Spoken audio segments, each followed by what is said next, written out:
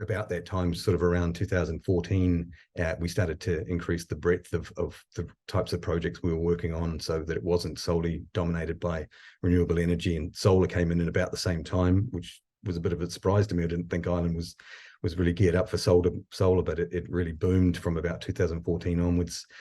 We also get involved in a lot of road schemes and greenways, water and electrical infrastructure, and industrial developments.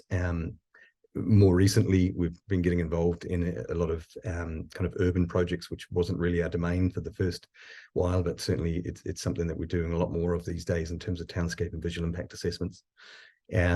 We have about 14 staff, and it's split 50-50 between those that are preparing LVIAs and managing them, and those that are preparing the maps and graphics in terms of photomontages and ZTV maps and GIS. So we have a relatively even split between the people in the company.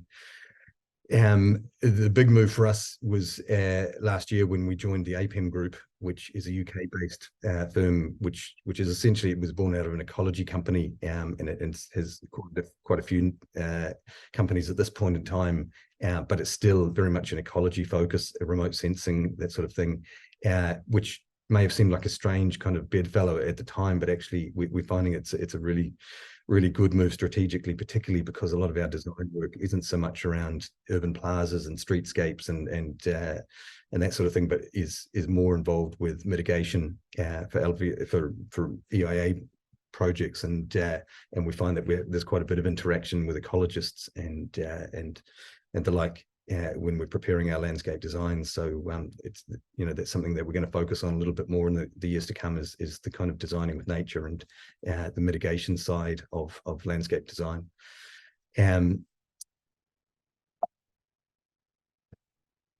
Just move on to the next one. So I didn't know exactly who I was going to be talking to today, and I still don't really, but I figured that it would be a reasonable combination of those that are kind of new to LVIA and maybe wondering what exactly it is and what the noise is about. And I'm sure on this call as well, and I've seen some of the names come up, there's some really experienced practitioners as well. So the first part of the presentation is going to be very much around the LVIA process and kind of an introduction to it and the way it works and the like. And then I'm going to try and gear it so that by the latter part of the presentation, it moves more into current practice and what's happening in the industry, which will be more geared for those people that are familiar with LVIA and are probably involved in preparing them on a day-to-day basis. And then I'm going to try and finish with some moves in terms of technology and some of the things that are happening in the industry that are interesting, and particularly the use of technology. So what is LVIA? I suppose one of the key things to point out is, and this is something our clients often struggle with, is it's not just a report or a chapter in an EIAR. It's a process, and it's something that we really want to push, the fact that this is a process and not just a report with a technical assessment. And you'll see as I go through the presentation here exactly what I mean, but really it can be used and should be used from the beginning of a development process, from the point of inception, when a developer has an idea of a particular development at a particular location, that they bring us on board as landscape architects and LVIA specialists to help them understand the best siting and capacity for the development they're thinking of, what the opportunities and constraints are, and then as they move through the design process, which is often led by engineers who, in all fairness, don't tend to think so much about landscape and visual impact when they're designing. So it's important that we're involved and giving our feedback constantly through the design process to ensure that the best outcome is achieved in terms of the landscape and visual impact and mitigating that. So the other point I'd make here is, since I've been involved in LVIA in Ireland, it's changed an awful lot from something that developers and lead consultants were forced to have to get done. We'd get it contacted at the last minute. Can you guys whip up an LVIA for this wind farm or whatever it happened to be? you'd be presented with the layout and the design and told to just go ahead and prepare the report that you do. And there was very little consideration or respect for what we could be bringing to the LVIA process. But that has changed a huge amount in the last decade or so, to the point where we're often the first people called in relation to a development site, because developers want to get a real understanding of feasibility and will this work here. And if it's not going to work from a landscape and visual perspective, then they really need to be thinking about doing it somewhere else or changing the design completely. So we get brought in much more at that very early stage to help developers with their future portfolios of work. And it really feels like we make a difference in terms of the siting and design of these projects. So it's something that's great to see happening. In terms of relevant guidance, the key guidance for us is GLVIA 3, which is the 2013 edition. This is the Bible we work to. It's obviously sits under EIA directives and EPA guidance in terms of the overall framework of EIA, but it also sits above a number of other documents in terms of project specific guidance like offshore wind and onshore wind and the likes. So it sits within a framework of overall guidance, but it's the main go-to in terms of the LVIA process. It covers landscape, seascape and townscape assessment on the basis that they all follow the same principle. Now with variations obviously that are dependent on the on that scenario, whether you're dealing with a townscape or a seascape, and it covers all. Landscape is everywhere and it is everything, so that there's no parts of the landscape this doesn't cover. One of the things I always try and point out to clients and lead consultants and even legal professionals is that it's not a really prescriptive guidance, the GLVIA 3. It has a lot of coulds and shoulds and is focused on best practice. It's not prescriptive about what's acceptable and what's not acceptable, what has to be done in terms of determining a study area or the like. It encourages a lot of interaction with the planning authority in terms of working with them to determine what the scope or the extent of the assessment should be. So in that way it is a good flexible guidance, but that to the same degree doesn't allow you to simply turn your back on it and say that we don't really need to follow the processes, because it does give the opportunity to take a flexible approach. It's stringent enough in terms of the appropriate process. One of the things that it pushes is proportionality in terms of the scope of the work you're doing, and that it's not necessary to use a sledgehammer to crack a nut in a lot of cases. And that's an important thing to consider in this kind of JR environment where everything is about making sure that there's not a gap in an assessment, and that it's better to include a study area of 20 kilometers, even if the main effects are likely to be within 2. So GLVIA 3 does encourage proportionality, and I think that's the good thing in this climate.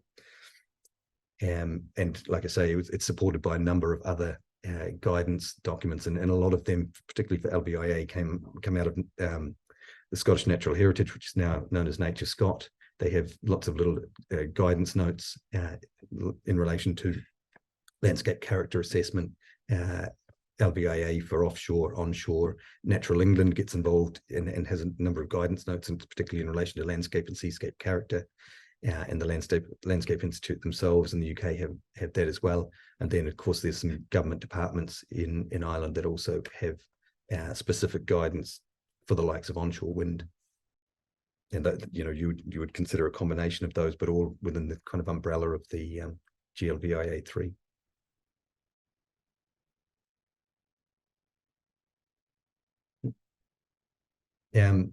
So I thought the first thing I'd do is break this down at LVIA and try and make something that can seem fairly complex and something that our clients often refer to as the dark arts a little bit more digestible. And this really comes from a professor of mine back in New Zealand who kind of led me through the LVIA process. And he said, look, it's a very simple matter. It's very similar to a lot of the other disciplines that are involved in EIA, but it's all about understanding what's there, what's changing, who cares and why, what can be done about it, and what's the overall effect. And when you look back at that and kind of break it down, the what's there is the baseline environment, establishing a good, robust baseline, understanding, the receiving environment and what its sensitivities are, and whether it's robust, whether it's appropriate to the type of development that you're looking at. Then obviously the what's changing is the development that's being proposed and the nature and scale of that. And then who cares and why. That's the receptors. That can be local residents. It can be it can also be the landscape in terms of its landscape character as a receptor. So this is all about the receptors, who cares and why, and then what can be done about it. That's looking at the scenario of whether or not there's opportunities to improve the development in terms of its siting, its appearance, and that's essentially the mitigation. And then what is the overall effect? And essentially that's the residual effect, having taken account of all of the preceding and the effects of mitigation in terms of reducing the level of impact. What's the overall effect? So that's kind of that was my introduction to LVIA. So I thought I'd just throw that in here. In terms of the guidance, GLVIA 3, and landscape and visual impact assessment in general, one of the key things is understanding the difference between landscape and visual effects. And I think that's one of the things that throws people initially. Certainly when I started in it was essentially a term that ran together and it meant the same thing, but the reality is it isn't, and GLVIA 3 sets that out as quite distinctly separate, and they need to be considered separately in your assessment. And the key difference, to my mind anyway, is the nature of the receptor. So when you're dealing with landscape as a receptor, you're thinking about the landscape as a resource in its own right, not just what we see, and that's an important concept to think about. It's the physical effects on the landscape features and or land cover, and also the effect on landscape character, with the physical effects basically, or the physical features being those things that combine to give a sense of landscape character, which is much more than just the visual. And we'll move on to that in a minute, just to show some examples of it. And obviously visual impacts then are experienced by people and groups of people that are resident in a particular location or involved in a particular activity. So that might be hill walkers who put themselves in a scenario where they're out to experience views of the landscape. It's critical to their experience at that particular time. Or it could be people on a motorway who are driving to work and have no particular concern about the landscape surrounding them at the time. So visual receptors are people. That's the key thing to remember. Let's move on to the next one there. So I thought maybe one of the best ways to explain the difference is to give some examples of effects that might be considered, predominantly visual effects or predominantly landscape effects. So this slide here really shows the difference between a landscape effect and a visual effect. So in that top example, you can see that's a solar farm. I think it was one from County Meath, where we actually couldn't find anywhere with a view of it, because it was set in from road boundaries and buffered by at least 2 or 3 fields in all directions. So we ended up with something that was changing the landscape fabric, the physical landscape fabric and land cover, but actually didn't have a visual effect or nothing within the near vicinity, that's for sure. And the same again, that this was a quarry we dealt with at one point, and obviously quarries have quite a considerable physical landscape effect on the physical land cover and land form, because you're creating a big hole in the ground. But again, even from relatively close by to this particular quarry, we couldn't find locations that were unduly affected in a visual sense. There could still be instances of dust and the like, but primarily the main impacts would be noise related. So that's some examples of landscape effects that aren't, that are not predominantly visual. And then I racked my brain to try and come up with an example of what might be a visual effect, which doesn't have a material landscape effect. And the best one I could think of was a farm shed or a barn in a rural environment where it's an entirely characteristic feature of that landscape. Even introducing a new barn or shed is characteristic and fully expected in a landscape like that in terms of its function and the like. You know, and I've just used an example here, but you could imagine even if someone would have put a farm shed in front of a scenic view. Obviously, it wouldn't be an ideal scenario, but it represents an impact that's predominantly visual, as in it could be the blocking or the intrusion on a view, or even a sensitive view that doesn't unduly change the receiving landscape in terms of its character.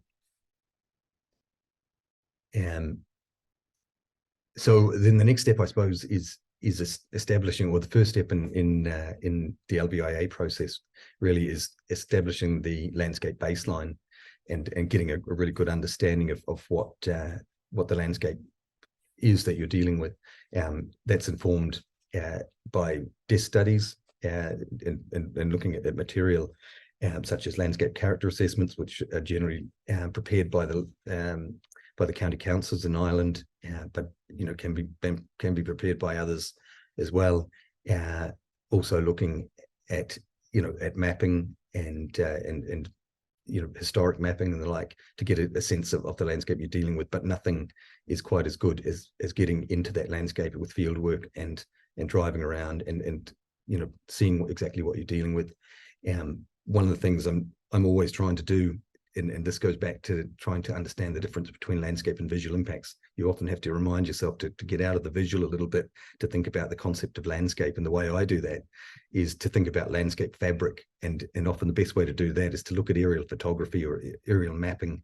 And that takes you out of that visual environment, which is, what you see from the roadside or whatever, and kind of reminds you of what you're dealing with in terms of landform and drainage, land cover and land use.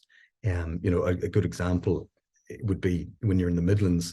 You could drive around through the flat Midlands landscape and be fooled into believing that it's essentially a settled agricultural landscape, whereas 1 to 2 fields back, you start finding a transition into vast areas of peatland which aren't populated by roads or houses.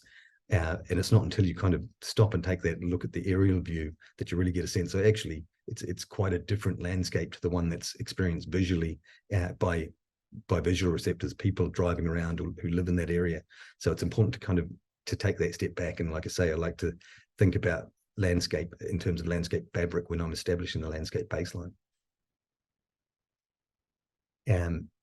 Here's a diagram I'm sure you're all pretty familiar with. I think I saw it a couple of times at the last landscape, the last ILI presentation about designing with nature, but I think it's a really good one to understand, what landscape is beyond the visual. It's the combination of so many different things to do with natural forces and cultural associations and perceptual and aesthetic aspects. That all kind of combine to give a sense of landscape character and the uniqueness of particular landscapes. So again, this is just to try and reinforce that difference between the visual and the experiential, if you like, in terms of landscape. And it reminds me of a story from when I was first studying landscape, and I had a job as a student working for one of the companies in New Zealand, where I was asked to go around in a caravan with sample photography of all sorts of different landscapes, with the intention of getting people's perceptions of landscape quality and aesthetics for particular landscapes, because the county council at the time was trying to work out which landscapes they wanted to protect and which ones they felt were more robust, but they wanted to use the public opinion on that. And what I found really interesting was that I would present beautiful images to people that looked like a picture. Something that someone would paint. It would be well framed. It had all the elements of the picturesque and the picturesque aesthetic. Something I think that Europeans are really in tune with in terms of looking at paintings on a wall. But when I interviewed Maoris and Samoans about the same, with the same set of images, they often picked out things like mangrove swamps and beaches which were largely unappealing to the eye, and pictures that were largely unappealing to the eye. And when I said, what is it that appeals to you and makes you prefer this landscape to this beautiful golden beach over here? And they said, well, this is where we collect food. This is where this is where the family comes down to. We spend a day, walking around in the mud and collecting food. We like this sort of landscape. That one there, the sand gets too hot on your feet, and it was a much more experiential approach and understanding of the landscape, which to me, I had to ask myself, why was it that these two different kind of cultures looked at the landscape in such a different way? But I think that's a really important consideration when you think about landscape as a resource. It's not just a picture, which is what I think we're much more inclined to do or to think of. And then in terms of the visual baseline, I suppose one of the key aspects you're looking at, obviously we're using online investigation and field work as well, but one of the key tools we use is the zone of theoretical visibility map. I'm pretty sure that most of you will be familiar with the concept of what that is, but just briefly, it essentially determines for a proposed development whether there will be visibility of it within the terrain. So it uses a digital terrain model, which is essentially a bare ground terrain model, and it can tell you whether or not a certain part of the landscape will or will not have a view. So in this example here, you can see it's a wind farm, and it's a 20-kilometer radius study area, and you can kind of see a sand ripple effect out to the eastern side, which shows that the hills and upper ridges are getting a view, but a lot of the valleys don't get a view. And then up maybe to the northwest, you can see that along that mountain range, it's only the higher peaks and ridges that have got views. And as you come down, you get the multicolored effect, which is different numbers of turbines. It's just showing that there's a transition of seeing all of the turbines down to seeing none of them. And what we use this for is to determine, it essentially screens out particular receptors. So it will indicate whether or not you need to investigate a certain receptor type. Scenic views, in this case, you can see some of the red lines there are scenic views within County Kerry, which we could essentially screen out from further investigation because they were outside of ZTV. And then conversely, you can see there's a national waymarked route that runs right through the middle of the site, and that's the purple there. And that shows quite clearly to us that there's certain sections of that will have clear visibility, but also it shows that there's some that won't. Again, it allows us to focus in on those areas that have a potential view, and we're always looking for those places that people are going to and using, and the sorts of things we're looking at. First off are the likes of scenic designations. We try and layer those on. Those are the ones we really want to take account of in the landscape baseline. Centers of population, major transport routes, and heritage and recreation, tourist locations, particularly those sort of Rock of Cashel and Hill of Tara type of receptors, which absolutely need to be taken account of. And then in terms of local residents, we want to make sure that we get a good spread of viewpoints that show the different scale and nature of views that are likely to be experienced there. And it's important to remember that visual impact assessment is a representative based assessment. You're basing the assessment off a selection of maybe 25 views or 15 views, and you can't possibly go everywhere. So you're really trying to find views that represent the scale and nature of the development that's taking place, making sure that you've got worst case scenarios covered. But principally, you're concerned with what receptor am I representing here? Who are the people that I'm representing? And what receptor group do they fall into? And in a lot of cases, they'll fall into a number of receptor groups. It could be a major route, which is also a scenic designation. And when there's a layering of different reasons why you've selected that viewpoint, obviously it's a more important viewpoint to have used. Just briefly, I'll go through the nature of the technical assessment that we would undertake for landscape and then for visual.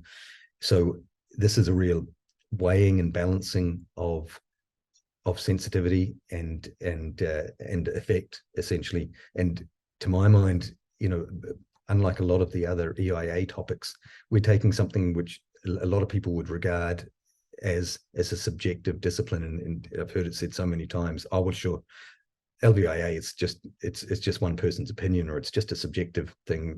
People either like it or they don't, blah blah.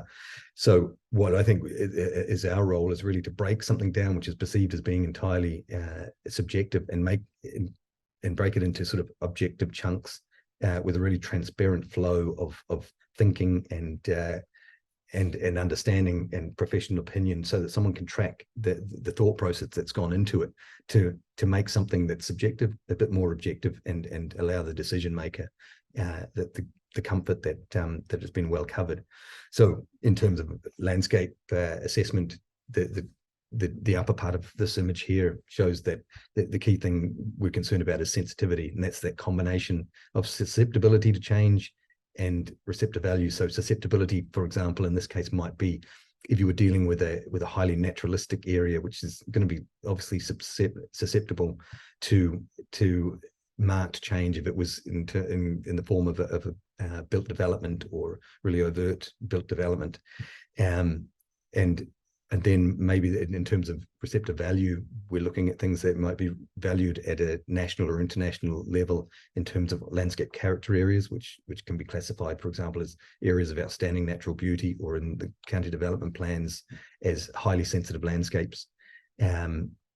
So those are the kind of combination that comes together to form the judgment of sensitivity for that landscape receptor. And the landscape receptor could be at a larger scale, the kind of landscape character area, large scale. It could be a rocky outcrop. It could be a lake. It could be a landscape feature as well. So it's important to try and kind of get an understanding of scale as well when you're dealing with landscape sensitivity. And then the other side of the equation, and it's very much the other side of the equation, is determining the magnitude of change, or the magnitude of impact, because ultimately you're going to be weighing the sensitivity versus the magnitude.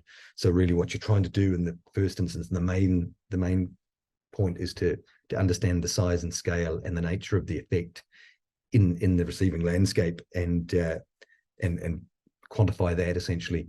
And then to a lesser degree, you're looking at the duration of the effect, and whether that's a reversible one, whether you could take the development away tomorrow and no one would be any the wiser. I think I always look at solar farms a bit like that you're dealing with a duration of, say, 35 years. That's how long the solar farm or the wind farm is likely to be in place. And then what happens when that's done? Is it reversible? In the case of a solar farm, absolutely. You pull them up and away you go, and it'll be back to probably agricultural farmland.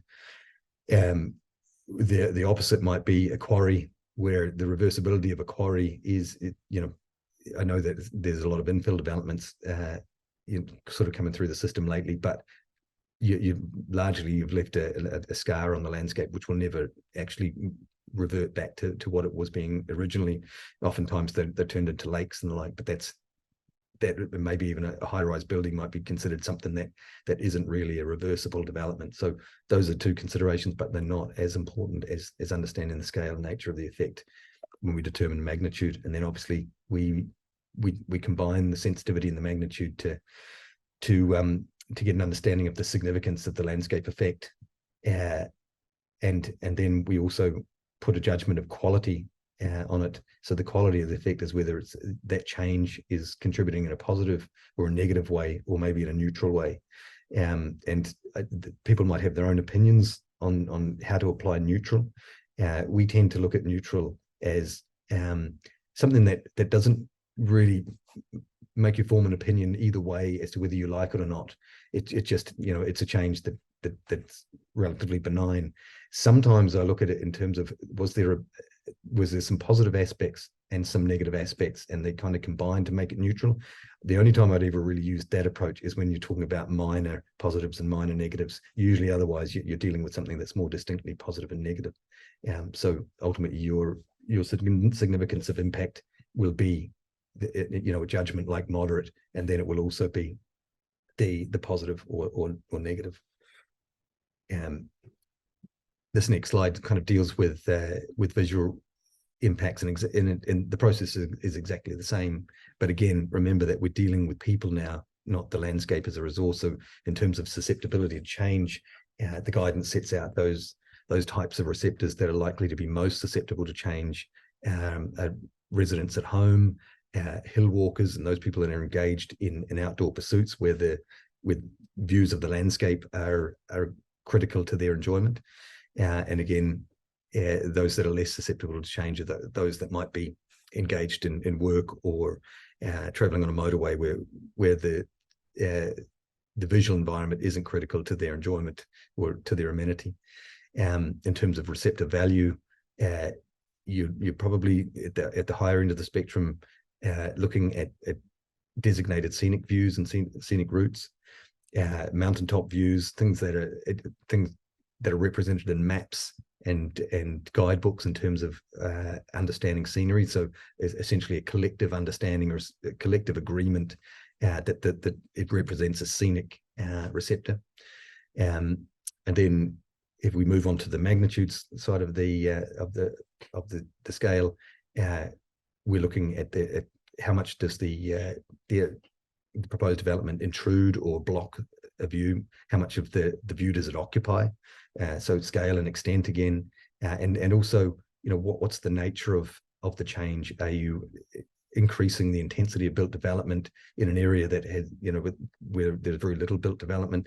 Are you bringing something that looks ambiguous into a particular landscape, you know, something that just doesn't feel like it should be there or kind of conflicts with the nature of the view? You know, so these are the things we'd consider, but again, it's the size and scale of the change which is probably the key consideration. And again, we talk about duration and reversibility are kind of minor contributors to that magnitude of change. And again, we combine the sensitivity and the magnitude to come up with the significance of visual effect and determine the quality of that effect as well. This is probably something that's pretty obvious to most of you, but I figured it was worth preparing a slide nonetheless. The key tool really for visual impact assessment is simulations, photomontages or verifiable views. And I've given two examples there on the right-hand side of the page. One of these is a solar farm, and the other one is a new hotel development. And both of those are developments that don't exist yet, but you know, we're tasked, or one side of our office is tasked with making sure to represent the development as accurately as possible in the views, the baseline views that we've captured. And that's in terms of being a verifiable view, that's a really important process, which is governed by strict guidance in terms of everything from the photography capture, the type of camera that's used, the lens that's used, the conditions that the photography is shot in, the accuracy of the GPS location when you're there. We use a tool that gets us within 10 centimeters of accuracy in terms of the geopositioning, and then we need to be able to combine a 3D model, which is integrated with the terrain model for that area, and match that to the image, the baseline image. And that's a very careful and painstaking process in order for it to be verifiable and supremely accurate, which it needs to be for LVIA purposes. I mean, there are different kind of grades of visualization depending on the nature and the scale of the development, how important it is. For the most part, we're dealing with developments that need the kind of higher level of accuracy that you could defend in terms of you know, its positioning, its appearance, because you could very well be asked in oral hearing how accurate that is and to prove it, and you certainly don't want people turning up in oral hearing with alternatives which might be considered more accurate or more accurate. The guidance, or the main guidance, is from the Landscape Institute, and you can see it in the bottom left-hand corner there. I think it's from 2019. It's updated regularly enough, and it deals, and unlike the GLVIA guidance, it is very prescriptive in terms of what must be done in order to consider a view verifiable. What will be interesting in the coming years is so much of it is determined by scale accuracy from someone holding the image at arm's length in the field. Could they match that to to what they're seeing, in the image versus what they're seeing in reality, and get an understanding of the scale and extent of development. That it seems that the preparation of visuals is so governed towards that arm's length standing in the field, when there will be a fraction of the people that view that image that ever actually do that, and much more people will be viewing online, and it allows them to zoom right in on a particular development, obviously giving a sense of much greater scale, or maybe zoom out and get the opposite.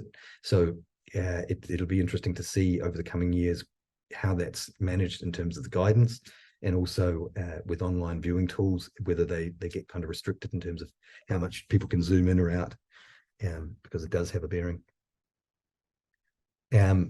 And then finally, in terms of the assessment process, or the technical assessment process anyway, the combination, this comes back to the slide before, which is really combining the magnitude of impact with the sensitivity of the receptor, and this would be applied to both landscape impacts and visual impacts.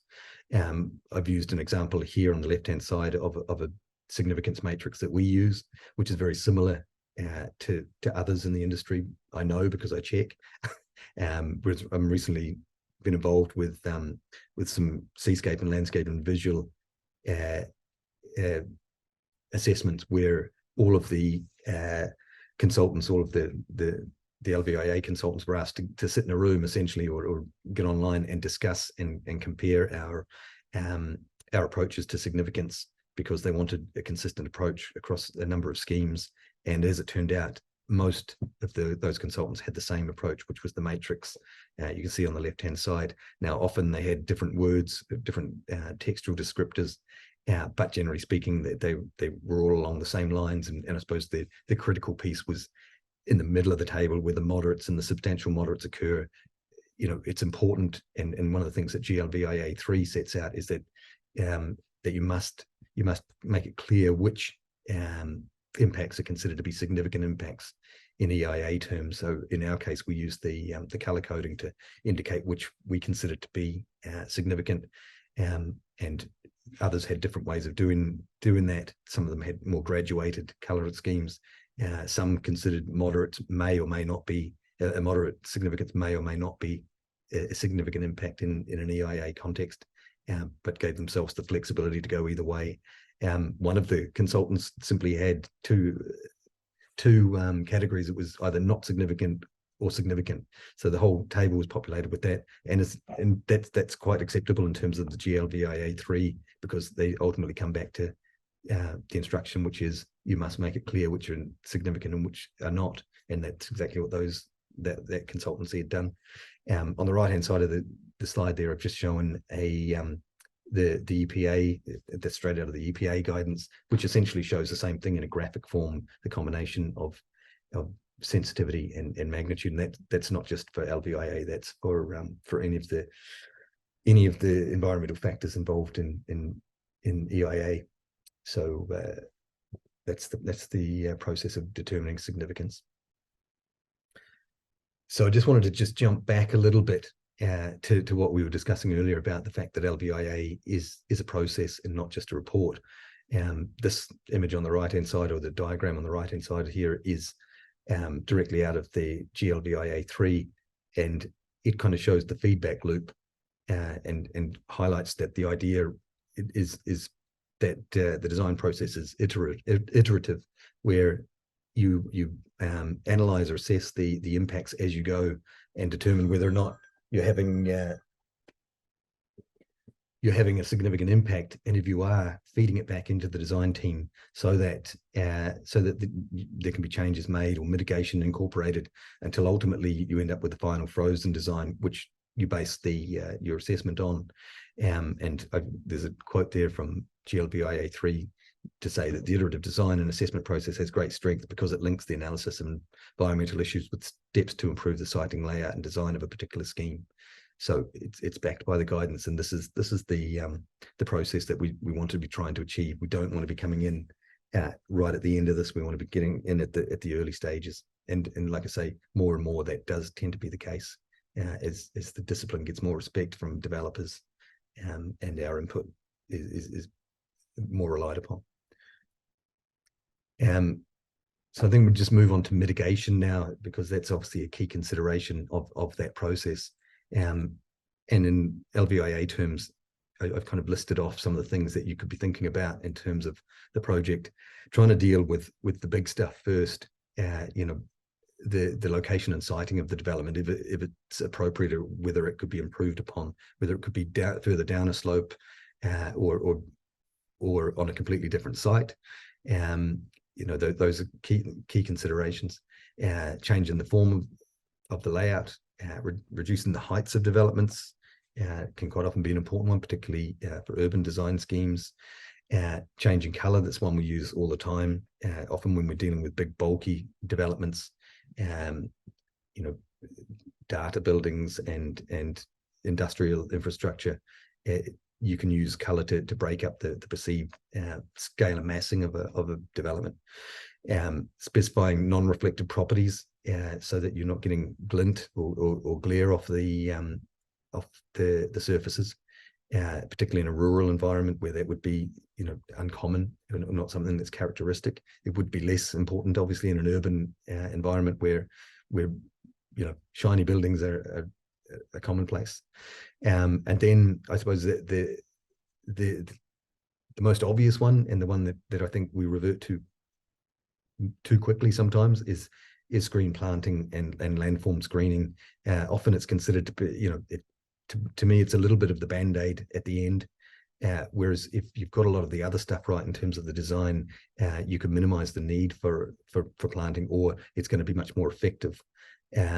But yeah, obviously planting of screen, you know, hedgerows and tree lines and the like, or bringing in berms, which is often the case when a site is being cleared, and developers are very reluctant to remove soil and spoil off-site, because they often need to get a waste license. So they want to be able to use that on-site, and we always say, yes, we can use that. We'll use it, you know, on this side here, and buffer some residential receptors or whatever, or we can use it in combination with screening to get a little bit of extra height.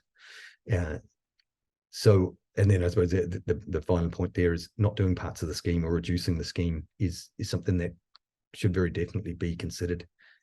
We often find for wind farms 1 or 2 turbines out of 10 that are contributing the vast majority of the impact in certain areas, or, you know, disproportionate amount of the impact, or they're making the whole thing appear with a lack of harmony and cohesion. So we would often recommend the removal of turbines or certain fields of solar panels, for example, where they're contributing disproportionately to the overall impact, and we feel that we can really make a difference by removing them. A few years ago, we were asked by Irish Water to pull together some guidance in relation to mitigation for small-scale infrastructure sites around the country, which obviously there are many pumping stations and wastewater treatment plants and water treatment plants that they were going to be wheeling out or improving over the next couple of decades. So they got us to kind of strip right back to all the fundamentals of mitigation and what can be incorporated, and they wanted us to really think about it from the perspective of combining with ecological gain. You know, the concept of no net loss or biodiversity net gain is really something that's coming through, and I'll get onto that a little bit more as we move through here. But Irish Water were very keen at the time that we try and integrate ecology with our recommended landscape design treatments, thinking about connectivity along hedgerows and as corridors and patches of woodland, riparian zones, because they were often located in close proximity to watercourses. Thinking about SUDS treatment, incorporating SUDS and ecology all in one, and then I suppose as a last ditch to look at screening, to look at color schemes and the like. And on the right hand side you can see an example of, you know, a starting point for a particular this is just a generic wastewater treatment plant or something along those lines, and then we showed a process of incorporating all the different types of mitigation that could be done. Now, I didn't include them all, but I showed the one that's that we kind of came up with finally in terms of bringing in mitigation that was multifaceted in terms of its benefit. into that particular landscape. And then on the left-hand side, I think it's just an example really of how you can use color and tone in combination with planting to really break down and improve the appearance of development and help to anchor it into its receiving landscape. Not always is it about completely screening a development. Sometimes it's about trying to integrate it and have it appear like it was meant to be there and it was always there. Here's a kind of an extreme example of one where we used a combination of color scheme and planting for the Celtic Interconnector project down in Cork, where one of the things we looked at from this was one of the nearer views to the converter station, which is a pretty big, bulky building, and it's an obvious visual intrusion there and obstruction of the view in that direction. What we tried to do there is deal with the contrast primarily, and that was you're looking at half the building against a backdrop of sky and the other half against a backdrop of terrain and vegetation. So you can see in that image below that the line that was selected kind of aligns roughly with the horizon, and the upper parts of that building now recede against the sky, and the lower parts then recede against both the backdrop and the foreground of newly introduced planting. Now, we didn't want to literally mimic trees on the color scheme, so we came with a kind of a blocky approach to the design, which might, in some people's opinion, might or might not work. But either way, I think you'd agree that that we were able to break down the scale and massing of that development and have it appear more recessive in that landscape than it would have otherwise been if just left to the engineers. This is something I did want to get onto in a little bit of detail, and that is a real movement that we've noticed in terms of a move towards designing with nature, towards biodiversity net gain. Is something that we're being asked to do time and time again with developments. It's something that the county councils are pushing. I think a lot of you would have been at the presentation recently, just before Christmas, in UCD, which was all about this topic and introducing and how can we as landscape architects get involved in improving biodiversity. And this is the way we see it working for our practice in particular. And this harks back a little bit to the fact that we're now part of a group which is largely an ecology company. And this is where we see, we don't, I think, ever have the intention of going into the more traditional side of landscape and urban design. Ours is always going to be this kind of mitigation, and how can we combine our skills with our ecology partners and also heritage and drainage to try and make the most of sites. And in this particular example, it's another solar farm, and you can see the left-hand side is what we would traditionally produce for it as the landscape design.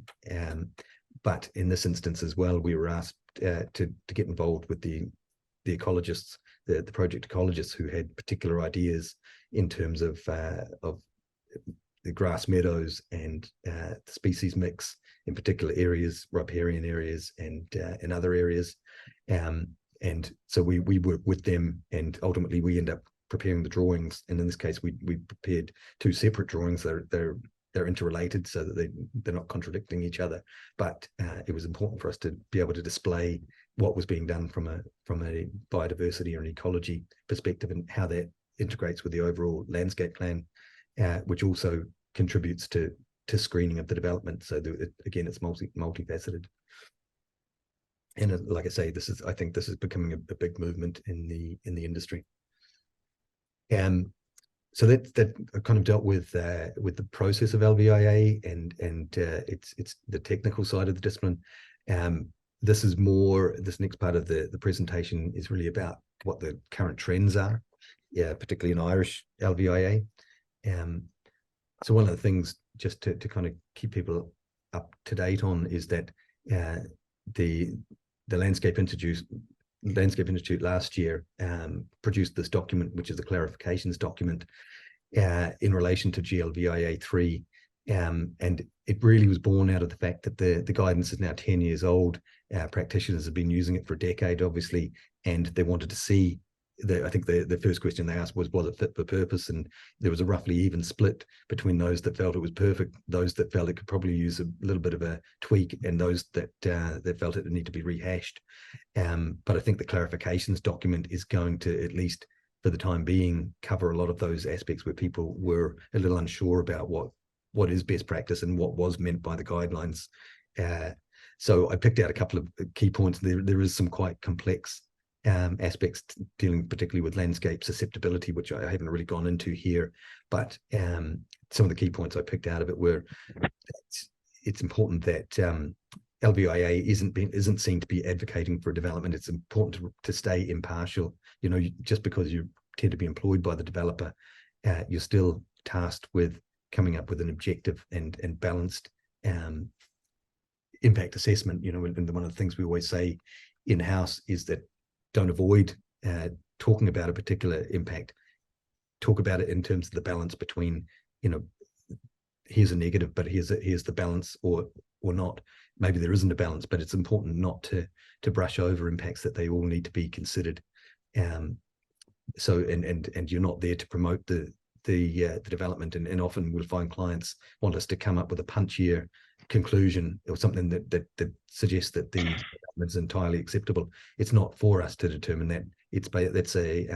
That's for the, you know, the decision makers, based on all of the different chapters of the EIAR and all of the different aspects, not just LVIA. So it's not appropriate for us to be suggesting an overall acceptability of a development. You know, ours is to produce an objective, fair, transparent assessment.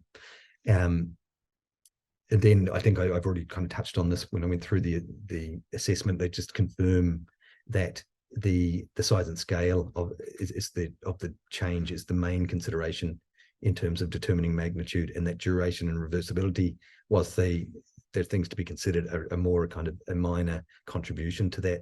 So what they're essentially saying is you can't use short duration or the potential for complete reversibility to downplay the magnitude of an impact to a great degree. It's a consideration, but it's not the key consideration.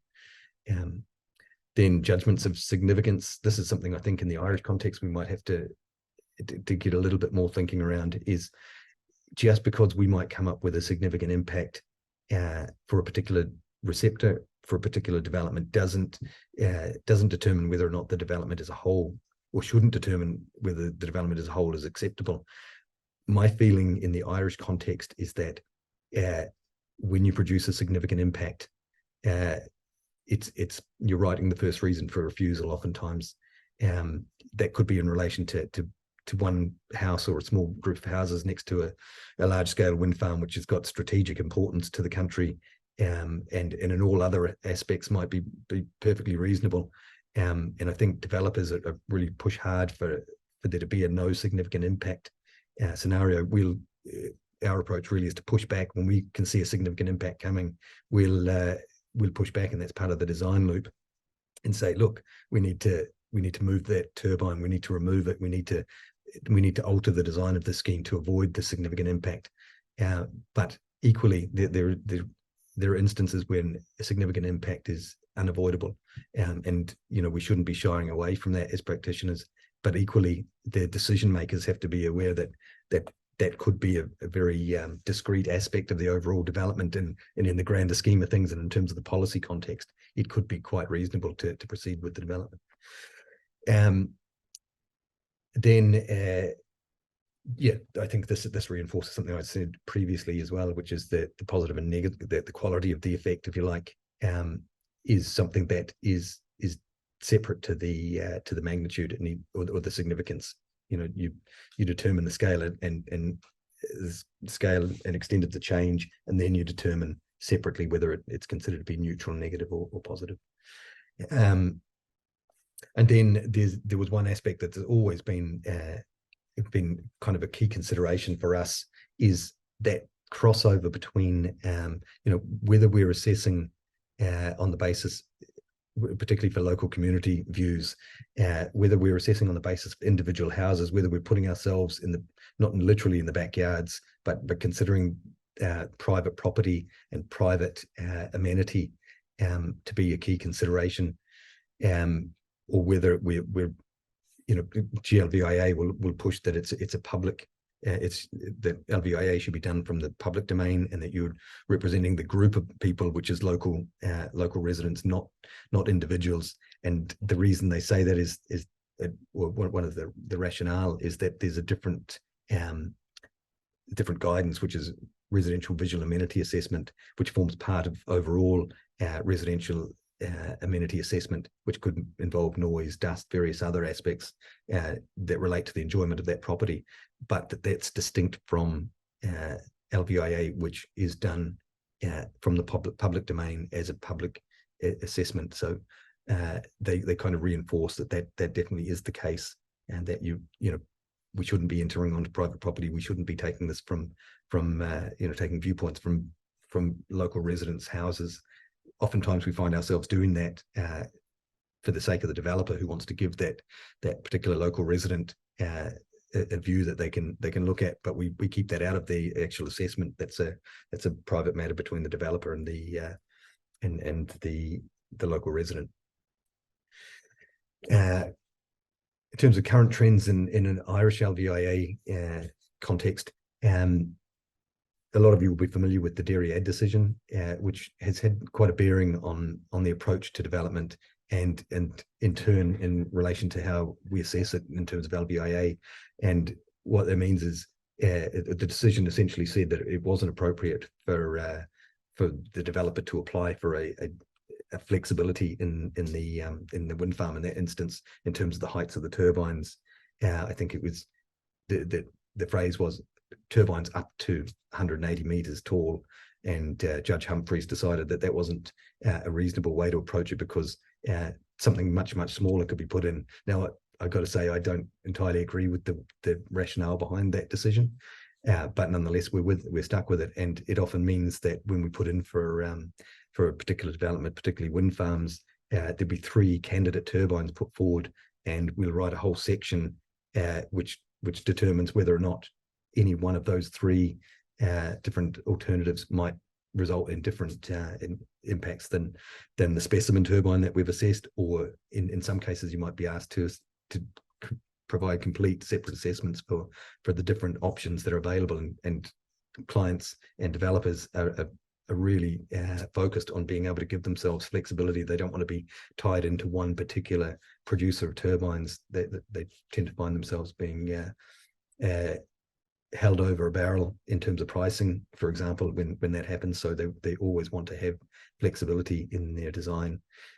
So this is one of the things that's kind of come out of the Dairyad decision.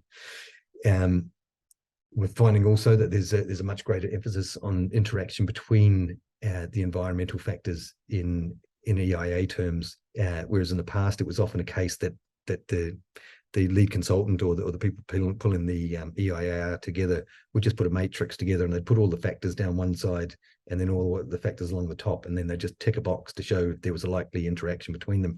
The reality being that you may or may not have even spoken to the ecologist or the drainage consultant or the archaeologist. Whereas I think that has changed now. There is a much greater emphasis put on the interactions, being able to display how you interacted, what aspects of the development were considered jointly between the likes of archaeology and landscape and drainage and ecology. And I think this is born out of probably the next point, which is the judicial review climate that we're in, and the fact that the main crime is crime of omission these days, and you've got to be very careful about making sure that there's no gaps in the assessment, because ultimately a judicial review is about a due process being followed, as opposed to the judgments you might have made. You're not very likely to get pulled up in a judicial review context because you decided something was a moderate impact or relative to a low impact, for example, but you will get pulled up if you fail to consider a particular scenic view or particular receptors that are considered important.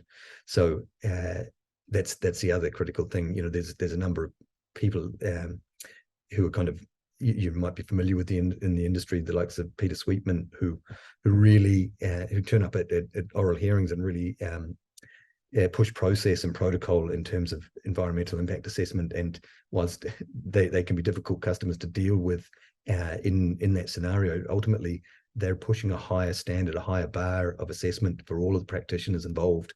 And I think EIA in general in Ireland has improved as a result of being challenged and consistently challenged on making sure that we're doing a very thorough and rigorous process. So it's important to have people on that side that are challenging as well.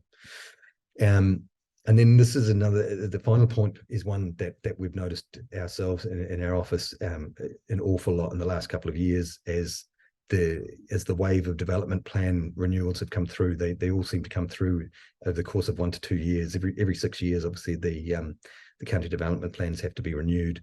And I think that started at about 2000. So what we're finding is we're the wave of the 4th or 5th iteration, which becomes very painful in writing the reports because you're considering drafts as well as current LVIAs, county development plans. But what we found is that there's a real discrepancy between national renewable energy policy, for example, which is to promote renewable energy. Often the county development plans state at the outset in their renewable energy section that they're there to promote renewable energy, and then suddenly you find that they've changed their wind energy strategy so that it's much more restrictive than it had been in the past. That they might only have very few, very small areas of open to consideration, the rest of the county being not open to consideration at all. We found a lot of the Midlands counties did exactly the same thing and over a short period of time. And they would leave populated areas as the areas that are potential for wind farm, almost knowing that the density of housing was such that you couldn't put turbines in there and still comply with the wind energy development guideline setback distances, which are 4 times the tip height. So in essence, precluding wind energy development. And I think in a lot of cases, the Office of the Planning Regulator has had to come in and point out the discrepancy between the intent of the development plan to support renewable energy, but then the reality of the practice, which is that they've essentially precluded it.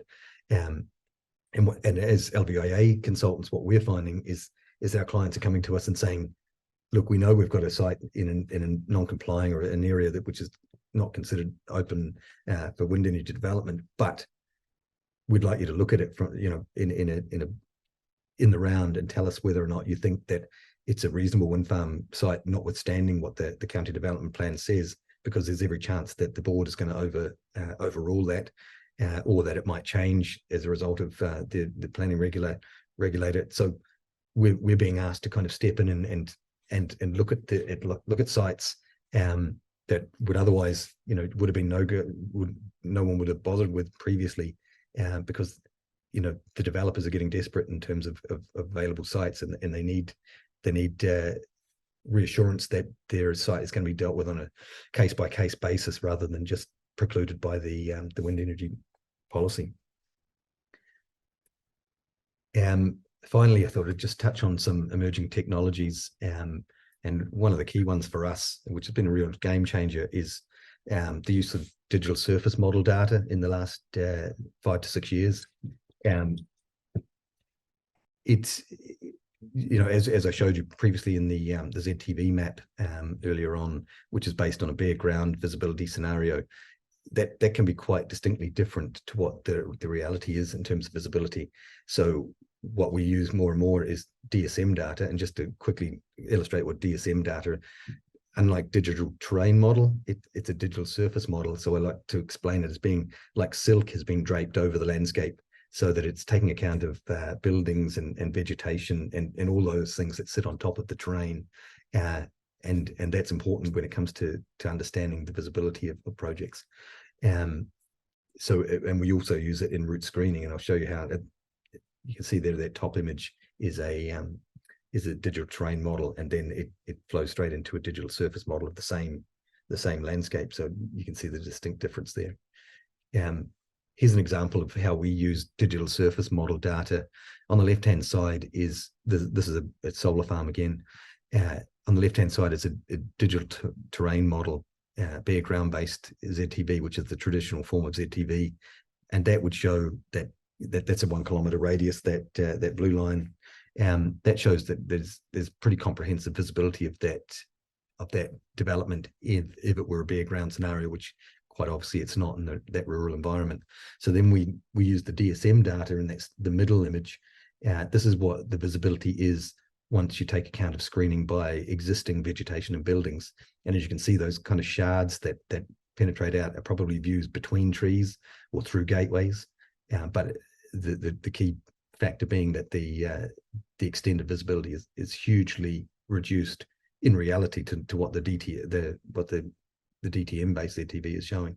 And then finally, what we do is we incorporate our proposed mitigation planting, which in this case was 4 meter high, or hedgerows that will be maintained at a height of 4 meters.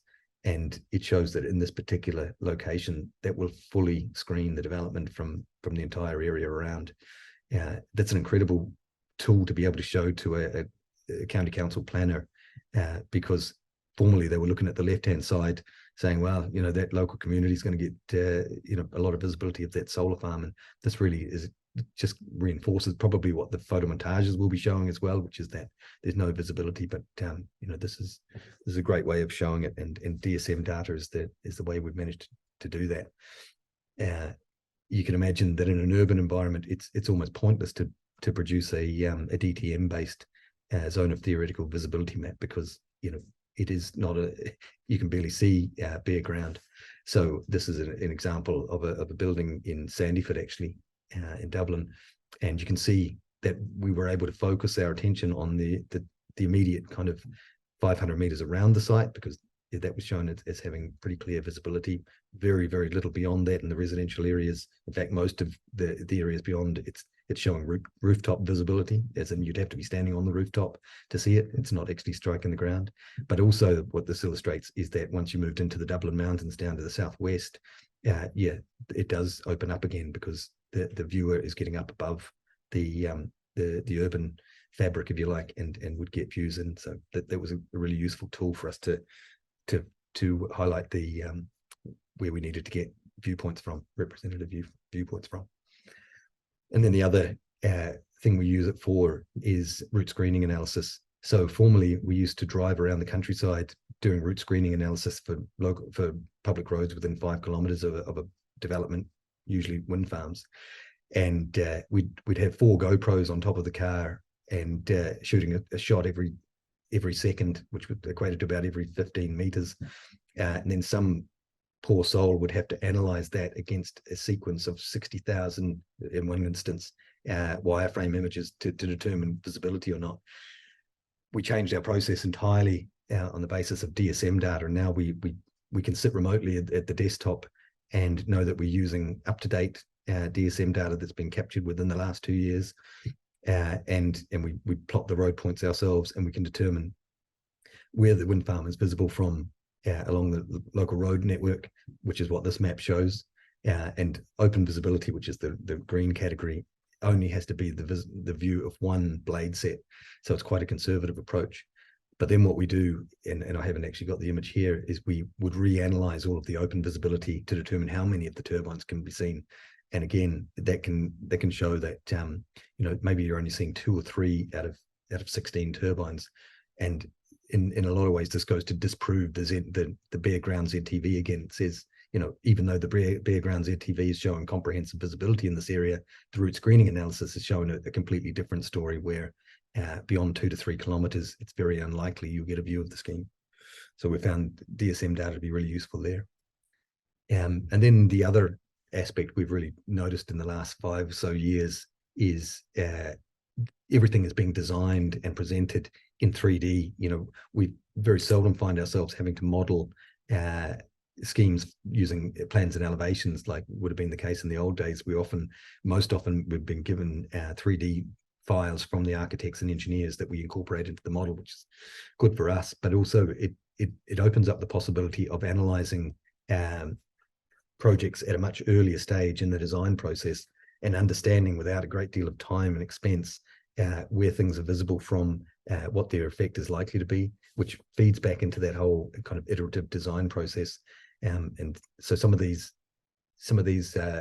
more common ones, you might be familiar with View City, which provides 3D models of particular cities in the UK and Ireland. Well, actually, I'm not sure about the Republic of Ireland, but I think they're within 15 centimeters of accuracy. They've got all of the buildings mapped. It can be a really useful tool for understanding visibility and presenting models. We use a particular technology called TrueView, which is the bottom right, where we can take essentially a tablet out into the field, and we can show spinning turbines as they will be. It's a quick mock-up of a montage, if you like, and we can show local residents exactly what it's going to look like from their house or roadside. And we can also take that along to public consultation events. And using Street View, people will approach us and say, "This is my house here," and we can show them, well, from the front gate, this is what it's going to look like using the True View imagery, and we can pull up a moving montage within a minute, and it's a really useful tool at public consultation events. I know that there's good use of VR in a number of instances at public consultation events, and also virtual consultation rooms have become very popular, where people can kind of walk into a virtual room and click on the icon, which will take them to the photo montages. And then another one which we use, which actually a physical structure, is the Panopods. It's the brainchild of the former owner of Macroworks, which is essentially a 180-degree light box, which allows people to stand in it and get a real world, real scale experience of what that particular view would be like. And that's the one on the left hand side there. But overall, that's the presentation done. So maybe if we wanted to go to some questions and hopefully answers as well. Thanks, Richard. Do you want to take a moment or two to get a drink of water? We've gone well over time, so unfortunately a few people have had to go back to work. But if you don't mind, I will give the opportunity to anyone who's still here to pose a few questions if you have the time. It's obviously a topic of great interest to people, and we will be looking to organise at least one more talk on the subject, and I think possibly a forum might be a good idea where people can kind of discuss some of the live issues. Particularly, I know there's certainly a lot of experience on the call today. Yes, you're here from Income. Thanks, Richard, for the presentation. What we find is we work often in Ireland, in the UK, and in the Middle East on landscape visual impact assessments, is that Ireland is still lagging behind in the quality of mitigation drawings associated with landscape visual impact assessments. We see that planning applications are submitted with a very high level landscape master plans, where there is no vegetation survey, there is no vegetation removal plan showing what is removed, quantitative, where is it going to be replaced, which then ties into the biodiversity net gain as well. There is progress. We see that more and more councils take it into their development plan and actually look for these things. A lot of clients don't feel bothered about it yet. They have clients who just want to get permission and sell it on. That's it. I think you mentioned earlier in your presentation that the importance of LVIA has increased significantly in the last few years, and hopefully will so with these joint ventures with ecology, the biodiversity net gain, where the importance of where is screening going, where is additional planting to go, how much there is actually improved. That we have really comprehensive submissions with proper landscape and ecological management plans, how we actually ensure that what we're proposing is actually growing and thus screen in the future. A lot of planning applications don't show that. They don't have anything like that included. And in the UK and in other countries in Europe, those applications are not even looked at anymore. They are not up to scratch. And I think we in Ireland must move as a combining team, landscape architects and LVIA specialists, to that point that we get really high quality LVIAs with like mitigation drawings, etc. out there. Yeah, I totally agree with that, Jörg. Yeah. I think the key consideration there is that legislation is now pushing for the likes of biodiversity net gain, is something that has to be achieved. And rather than it being a nice to have, it's going to be something that's an imperative in the years to come. So I think that's the main driver of that. But I think it's coming. And I think, year on year, it's going to improve the standard of landscape and ecology master plans combined. We have a question there from Eldo Elias Richard. Is the DSM data open source, or do organizations have to buy it off a central data provider? We wish it was open source because it's quite expensive. We buy it off Blue Sky, who fly the country every 2 years during the summer. It's relatively costly, and that's what limits. For solar farms, we tend to buy a kilometer radius. For wind farms, when we're doing root screening analysis, we buy 5 kilometer radius, but that could cost us less than $5,000. So the developer has to be on board with the benefit of that. Now, most times when a developer has used it once, they'll insist on using it every time. But it is quite costly. I mean, at one point we bought a drone, and we would try and get out in the field and fly the drone because it captured DSM data, but the hassle of finding a day with no wind and the like, it just was prohibitive, and the drone kept breaking down. So we went for the easy, more expensive option of buying it. But yeah, unfortunately, it's not open source. Or I think you can get some. There might be some versions that are of open source, which is quite low resolution, or it can be a bit dated as well. So we tend not to use it. Right. We've a question there from Michael Valvogel. Thank you, Richard. Do any recent EPA guidelines make mention of the validity/pertinence of GLVIA 3? They previously did not. There were discrepancies in language, etc. So from a statutory point of view, in Republic of Ireland, we needed to follow the EPA nomenclature, despite the GLVIA 3 being more comprehensive and appropriate. How do we balance this? Yeah, well, GLVIA allows the LVIA consultant to essentially select their own criteria. Obviously, that needs to coincide with the likes of the EPA guidance. But I think in general, most people are using a process which aligns, even if the terminology varies slightly. So that's one thing to consider. I could have pointed out, or should have pointed out, that Ireland did have its own version of the LVIA guidance from 2000, which stayed in draft form and has never gone beyond draft form. My feeling is that one of the reasons it did that is because GLVIA became the predominant guidance, and practitioners just weren't using or weren't pushing for the Irish version of LVIA guidance to be used. So maybe that's why it got left on the shelf. But I don't see that there's a complete discrepancy with the EPA guidance. As you saw, I put up our matrix, our significance matrix, next to the EPA guidance matrix, and even that kind of says where we're not otherwise provided for in specific guidance for the environmental discipline. This could be used, so it's not, the EPA guidance is not telling you shall use that graphic, but I mean, in terms of principle, they're essentially the same, and they can be treated in the same manner. And Declan, I think you have a question on the same topic, if you want to come in there. Thanks, Mark, and thanks, Richard, and thanks, guys, for this. It's great to have a forum like this to just field some of these questions, because our main dialogue on these issues is with solicitors and lawyers who don't really know a lot about the subject, let's be honest. So yeah, it's great to just compare notes, and just on it's this issue about the matrix, which you have there, which we all probably have a version of, and the EPA kind of graph. And it isn't so much the graphs or the matrix, it's the meaning of the words in them.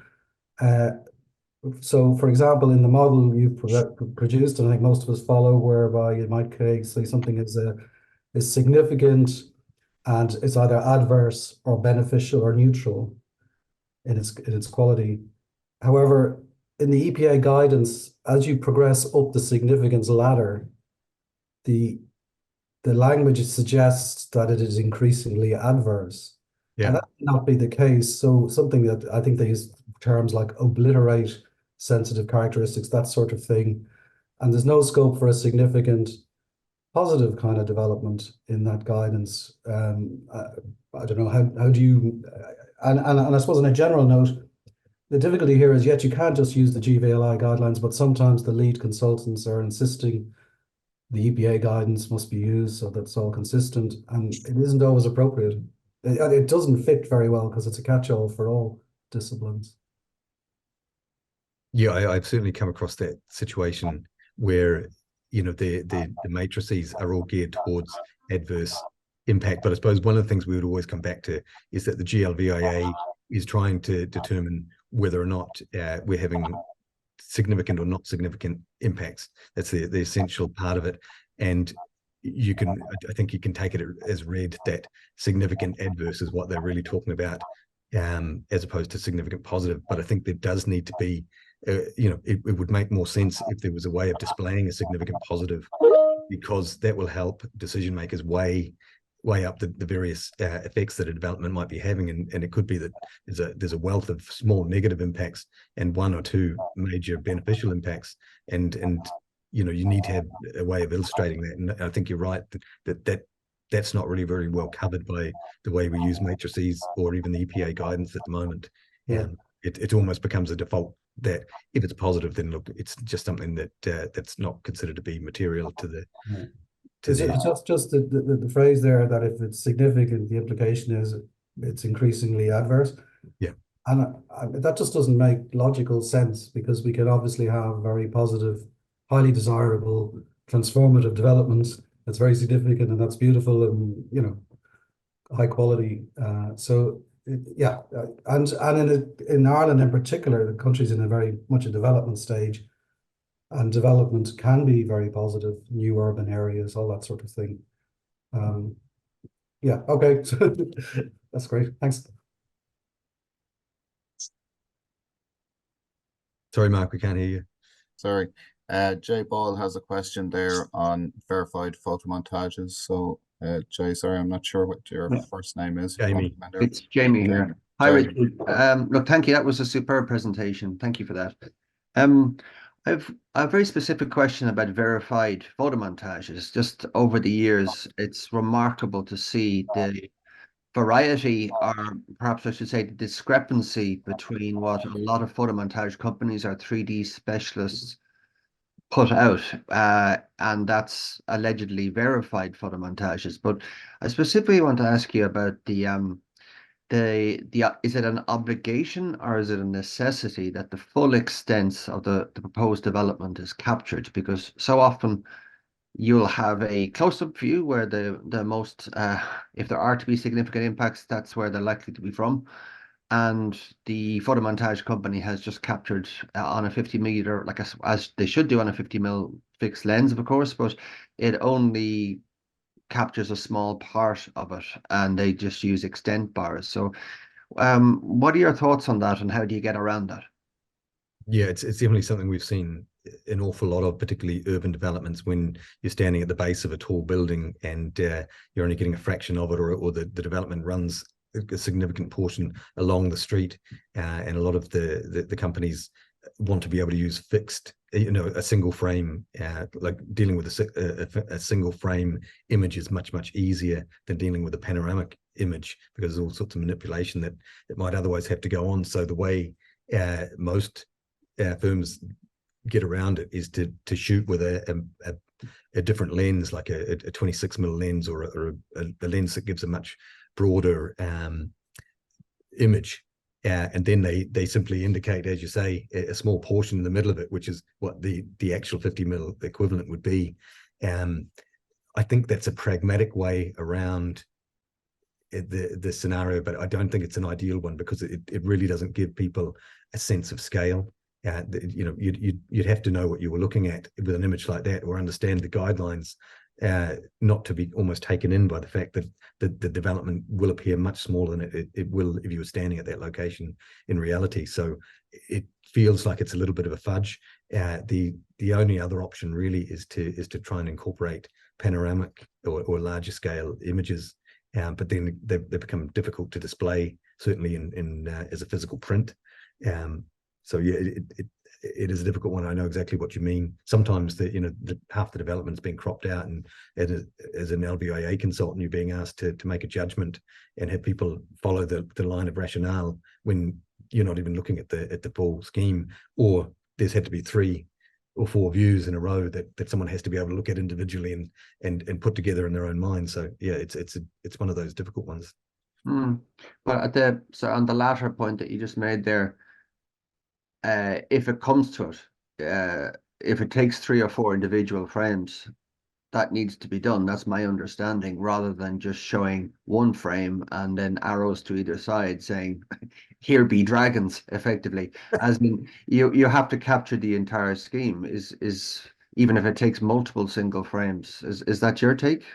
Yeah, I think you need to either show all of those frames that include the potential visibility of the scheme, or an alternative being that you show a reference image, which is a panoramic image, which clearly indicates where the full extent of the scheme and also the portion of the view that you're actually looking at. But I think the more rigorous way is definitely to have the sequence of views, or that combination, the sub combination of the 3 views that might show the full development, and then a reference image to show the reader exactly what it is that they're looking at, because it can be difficult to, even as a professional, it can sometimes be difficult to interpret what you've been given. Okay, thank you. York, do you want to come in there with the query? Yes, just a quick one. In relation to greenways, and the TI guidelines, we are working obviously on quite a number of greenways. I think a lot of us do.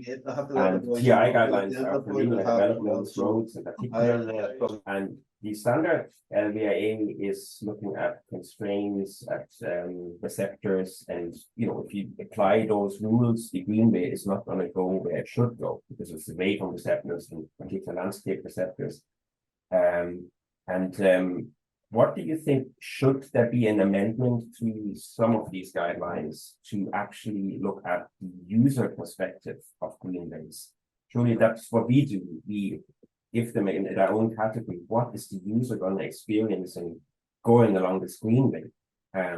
It should get to the protected view. It should get into the nice landscapes where you want to be, away from roads, away from any detrimental kind of items which you don't want to see on greenways. You had that issue in Galway where you ended up beside a main road if you wanted to apply the standard LVIA approach, and we deviated from that and said, no, we're not going to do that. It needs to move towards the actual landscape designations to make it attractive.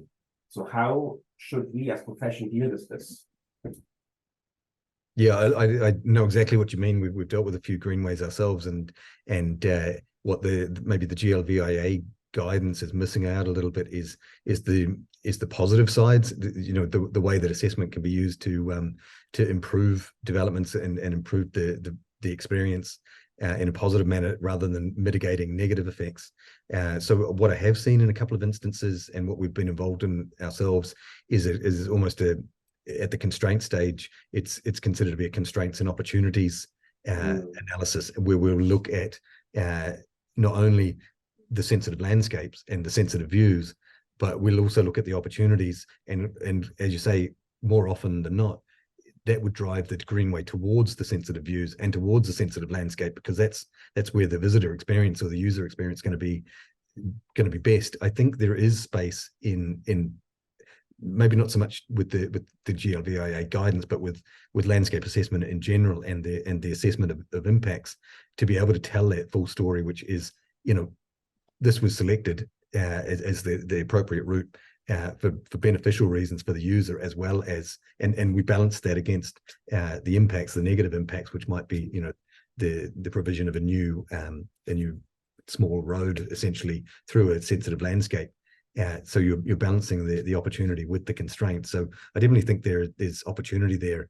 It would seem to me that the guidance is so geared towards negative impacts and mitigating negative impacts that it doesn't really open that opportunity, or it doesn't really articulate how you can take advantage of sensitive areas, exactly as you described. Yeah. Okay. Well, it's good to know that you guys know that well. So, because if we all do it, then I think that can also mean that like planning authorities get a little bit more confident about this. That we should have relays to places one wants to be, maybe the cycle or walking along there. Thank you. Yeah. One more question, Richard, and we'll make this the last one, if that's okay. Comes in from Mike OC, and it's: what level of DSM resolution do you usually use, or is this project/client specific?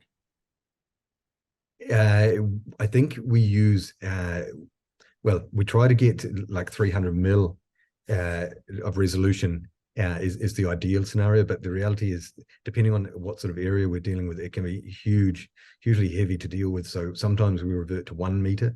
We would never go below 1 meter of resolution for DSM. And the reason mainly is that you'd start missing out on the opportunity to illustrate screening, because the more reduced the resolution, the more like a DTM it becomes. So obviously the higher resolution, the more you're benefiting from the screening of it. So part of it comes down to cost. Part of it comes down to the manageability of the data for the area that you're dealing with. So the manageability of a 5 kilometer radius of 300 mil resolution is, you need supercomputers almost, and things go wrong. So I think for the likes of route screening analysis anyway, we're at about 1 meter of resolution. I think it is. I could be wrong with the exact precision. Our GIS guy would be dealing with that, but I think that's correct. Okay, well, we'll leave it there for today. Richard, thank you so much for a superb presentation, giving us so much time and taking the questions as well. We'll return to the subject, as I said, in another webinar, and I think a forum as well. And I know there will be more questions that come in. Just so on that note, look out for future webinars from the ILI. We've a good few in the pipeline. And thank you to Anne and Hazel for organising things behind the scenes with the technical assistance. Once again, thank you so much, Richard.